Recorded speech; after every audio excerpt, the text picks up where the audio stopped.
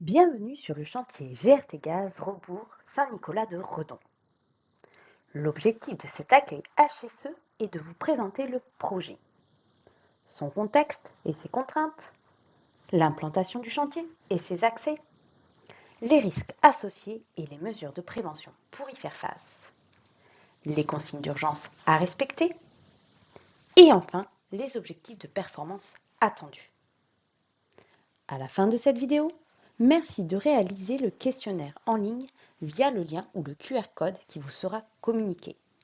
Ce questionnaire permettra de valider votre intégration sur le chantier.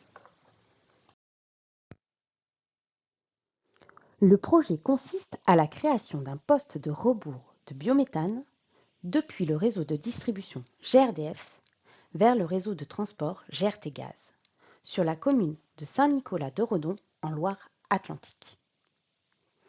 La finalité du projet est de pouvoir comprimer vers le réseau de transport le surplus de biométhane injecté sur le réseau de distribution et ainsi accéder aux capacités disponibles sur le réseau de transport.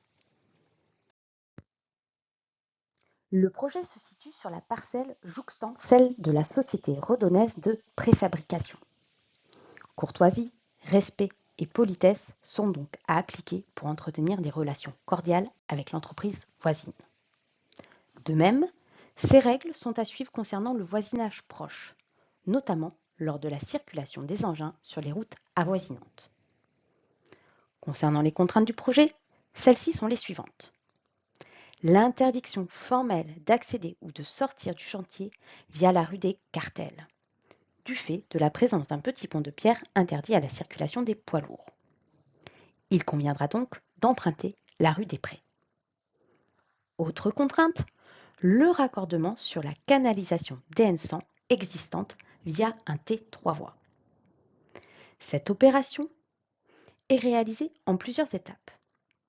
Une opération de soudage en charge du T3 voies par GRT Gaz, le raccordement de la future canalisation sur le T par ADF, le perçage en charge du T3 voies par GRT Gaz.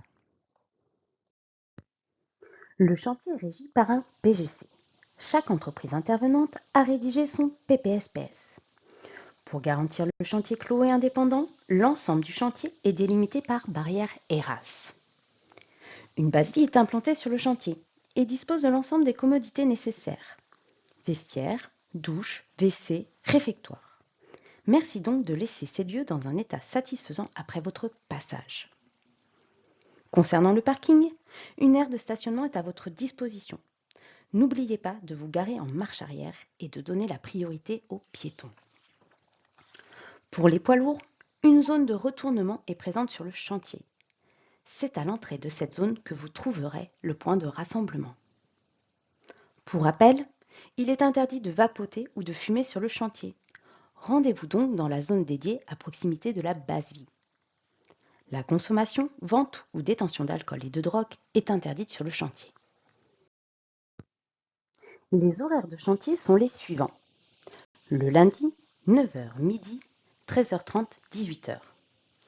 Le mardi, mercredi, jeudi et vendredi, 8h midi, 13h30, 18h. Toute intervention en dehors de ces créneaux horaires est interdite, sauf dérogation du client pour des raisons de service ou des conditions météorologiques. En complément des moyens de protection collective mis en œuvre sur le chantier, le port des EPI adaptés au risque est obligatoire. En tout état de cause, pour entrer sur le chantier, vous devez à minima porter un casque avec jugulaire, des vêtements de travail, des chaussures de sécurité. S'ajouteront à ces EPI ceux qui sont spécifiques à votre activité, tels que des gants anti-coupure, protection auditive, cagoule de soudage, vêtements haute visibilité et Ouatex. Le risque de heurts avec des engins de chantier sont nombreux au cours de la réalisation des travaux sur ce chantier. Pour éviter le risque de collision homme-engin, vous devez impérativement respecter les règles suivantes. Ne pas franchir un balisage sans autorisation, emprunter les allées de circulation piétons, garder vos distances avec les engins de chantier Signalez votre présence au conducteur d'engin.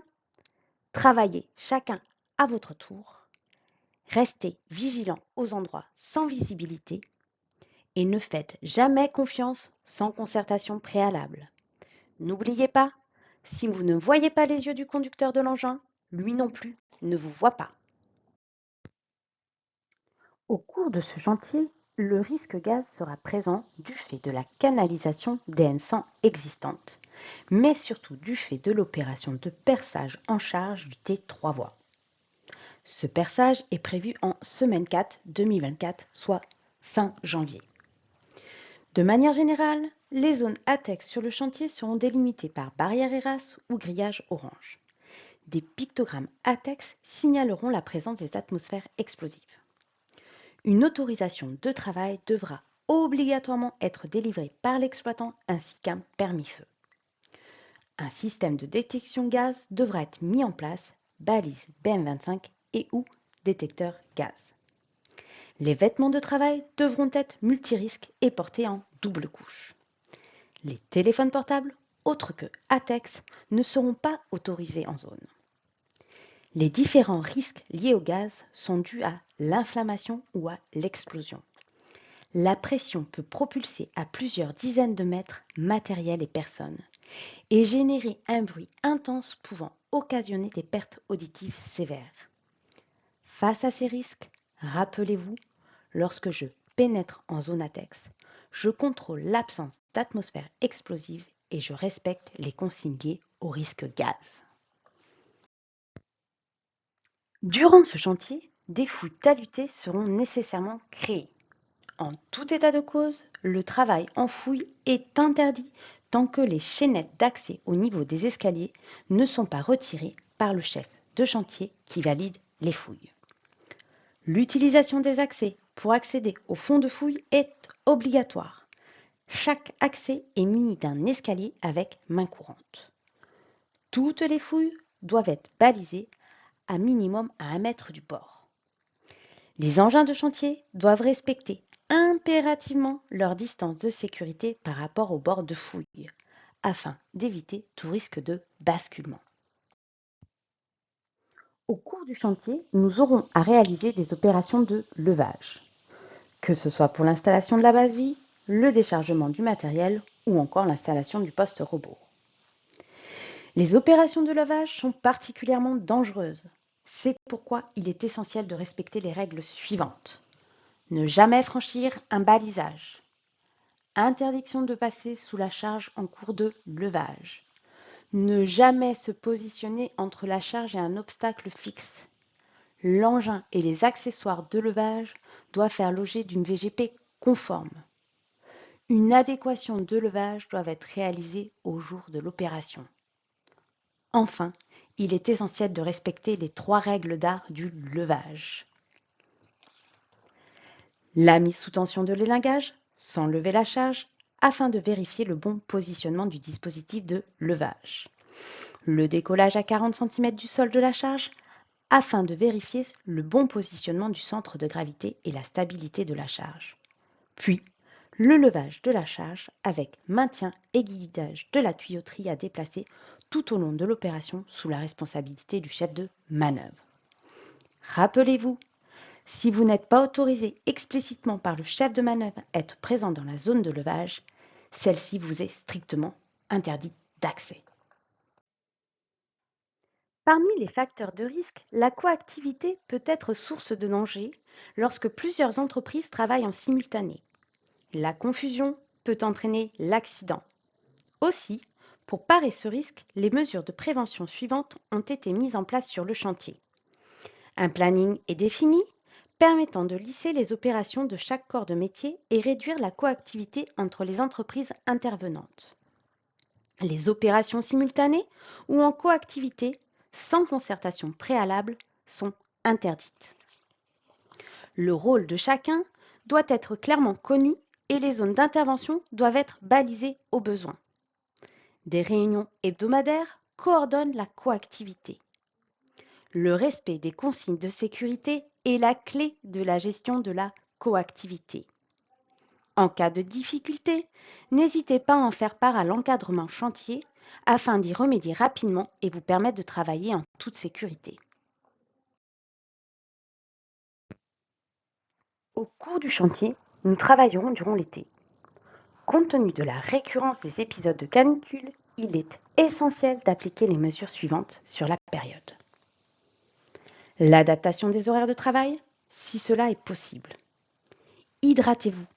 Même si on ne ressent pas la soif, boire un minima l'équivalent de 3 verres d'eau toutes les heures permet de lutter efficacement contre la déshydratation. Protégez-vous du soleil. Les sahariennes peuvent être humidifiées et portées en dessous du casque pour vous rafraîchir. Prenez des pauses régulières à l'intérieur de la base vie.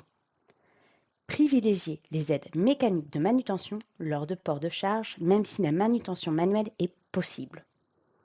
En tout état de cause, en période de canicule, il est impératif de redoubler de vigilance pour les travaux par point chaud, meulage, soudage. En plus des extincteurs, des bâches ignifugées devront être mises en place en cas de risque incendie, notamment de la végétation environnante.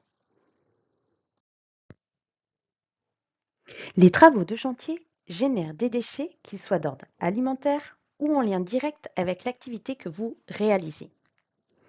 Il est essentiel de respecter les consignes de tri telles qu'elles ont cours sur le chantier.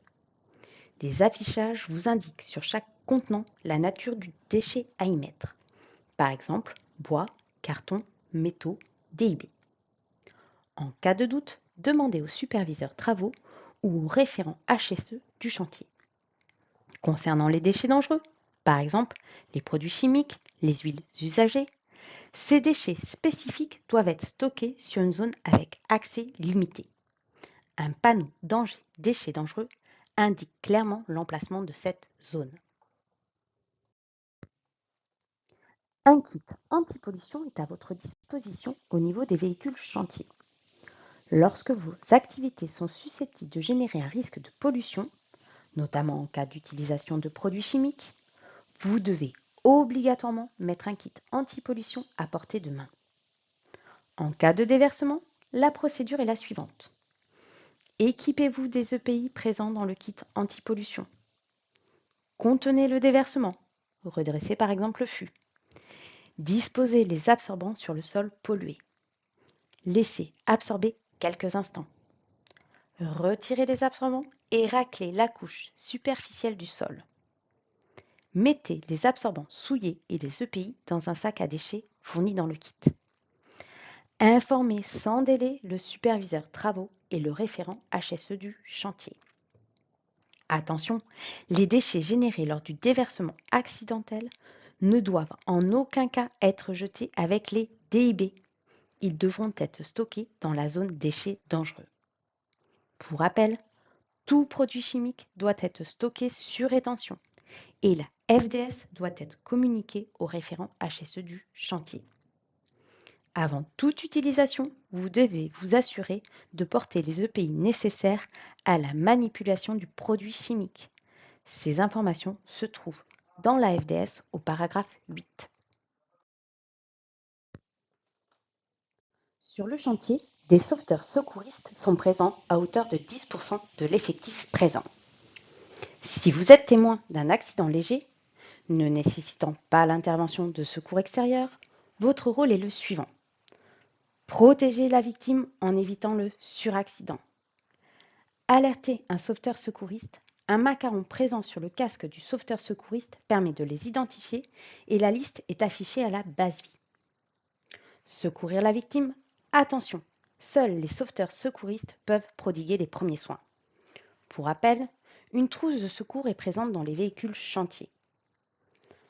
En cas de situation d'urgence non maîtrisable en interne, par exemple, en cas d'incendie, d'accident nécessitant des soins extérieurs ou de dégagement anormal de gaz, vous devez prévenir les secours.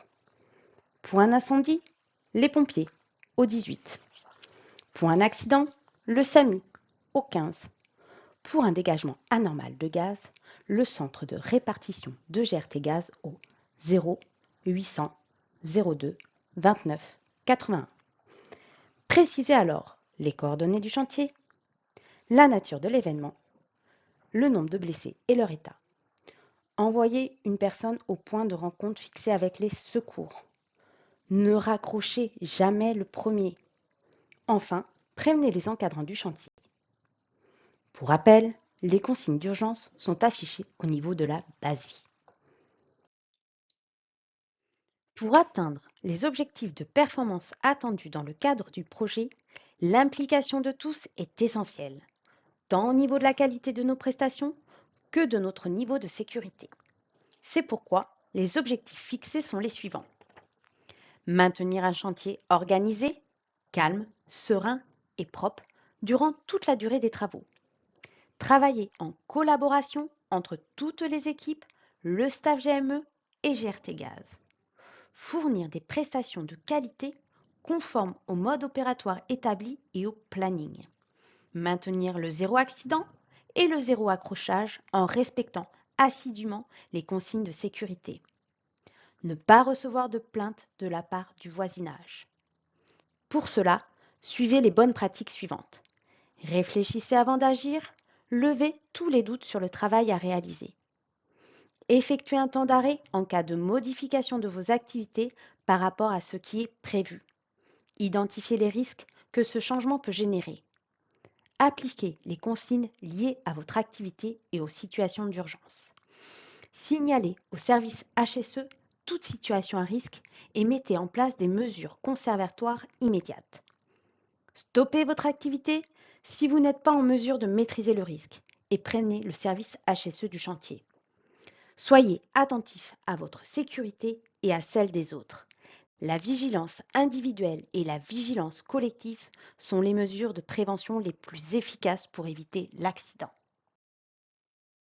Nous voilà arrivés à la fin de l'accueil HSE du projet Danzé TI2 de GRT Gaz. Vous allez maintenant réaliser un test pour valider votre intégration sur le chantier. Pour cela, cliquez sur le lien ou scannez le QR code.